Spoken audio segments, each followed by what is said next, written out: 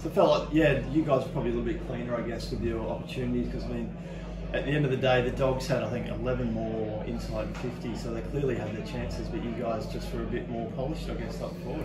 I thought it was a really tough contest for 4 quarters. I really respect how Centrals go about their footy, and there's an area that we train and think we're not bad at, it's the contest, and I thought Centrals over the course of most of the day were probably better in the contest, but we were able to take some chances. I think it was 5 goals in the first quarter, or 5 straight, which is probably something we haven't got out of the blocks like that very often this year. So I thought having Shenton up front, we had to capitalise on some opportunities and got a little break, and I felt that we always had that reasonable sort of scoreboard pressure on Centrals, but the game was alive right up until when I think Young East got run them too far. It kind of might have summed up their sort of forward craft a bit when they did get their opportunities. I mean, for him to run too far kind of just sort of seemed to sum up their days a little bit. I think they should.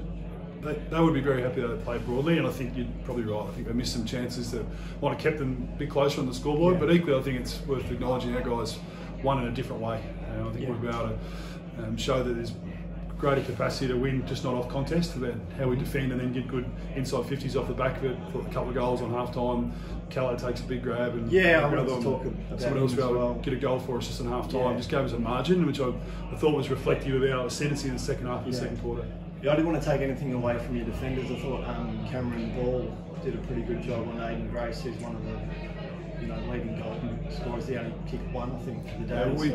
I think he was on him for pretty much all. He was, it was a set job. We really rate Grace highly. We've been a Tassie boy, got a bit of a vested interest, but I think he's one of the best medium-sized forwards in the competition, and Ball's going very well for us. And it was a great contest. I thought Ball did a great job, and Collins did a good job on Hoskin when he was forward, and I saw Hoskin pretty much almost win the game for Centrals last week.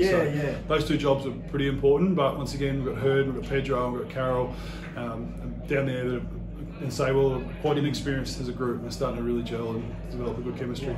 I thought they might have played Hoskin a bit more up forward, because I saw him kick 6 goals out of here last year. And he definitely mixes a bit of time in mid, at centre bounce, and goes forward. Him anywhere, really. Well, they put him down back, and halfway through the third to try and get a bit of ball movement, and he started being a bit of a thorn in our side late in the third quarter with his skill level. So, it was a good strategic challenge. There's some things that happened in the game that we need to keep our wits about us, and I thought stoppage was tight all day. I probably felt they looked a bit more dangerous from stoppage than we did. So all in all, it's a really tough win, and we're pretty happy with it. Bit just slightly different question, but a bit weird finishing. Have you ever finished a game where it's been so dark? Well, I did make the comment after the last. The twilight game, if we're not going to turn the lights on, makes it pretty hard.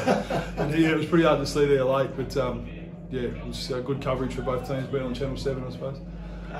Also, Jackson Carlisle, I guess he missed out last year in the draft, but how do you rate him? He had some nice moments to take that massive hanger, in wet conditions, showed he's got a bit of class up forward. Yeah, he's got a lot to learn, a lot to get better at, Jacko, but his baseline of his marking is very good, and he's learning a lot about what it takes to play senior footy at this level week to week to week, and how to train week to week to week. But he bobbed up and was able to mark the ball when not many other people could today, and I thought Boyd was able to do the same. So Harry Boyd is a pretty important part of our team, and seeing those 2 boys, we've struggled to take contested marks this year, and we took 10 to half time because those 2 boys were able to impose themselves with their height and their marking ability. Was pretty important. What about Poppy? He played last week, didn't he? So what was it? He's got a bit of a niggle? Yeah, it was a sore hip. He wasn't able to train Tuesday. We gave him the Thursday. He wasn't still able to be at level, and we just got a no-risk policy with all our players when it comes to being able to play fit and play the way we want. So he should only be in this game. Yeah. And last question, and you've probably been asked this a bit, but Mitch Grigg, how did he? I didn't see him play earlier, but how did you think he went? I only saw the first half. Second half I'm prepping, so I'll wait and watch the game back. But, what I can say is that it obviously conjures up a lot of attention about Mitch's situation, but his attitude is faultless. I think he's putting the work into the areas we've asked him to put work into.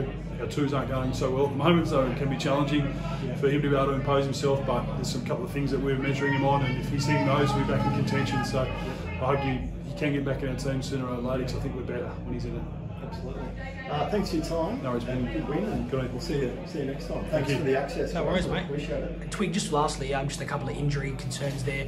Henry Nelligan, can you shed any light on him at the moment? Nelligan went back on, so he's fine. He's fine. Pedro, I haven't had an update on, but he obviously got ruled out. I'm pretty sure it was a head knock, and I'm not sure it might have been a report. So wait and see with that one. And Twig, just lastly, obviously heading into the bye next week, how important for you and the team to get a result like this? I mean, it's a tough trip to come to Elizabeth. What does it mean for you and the team?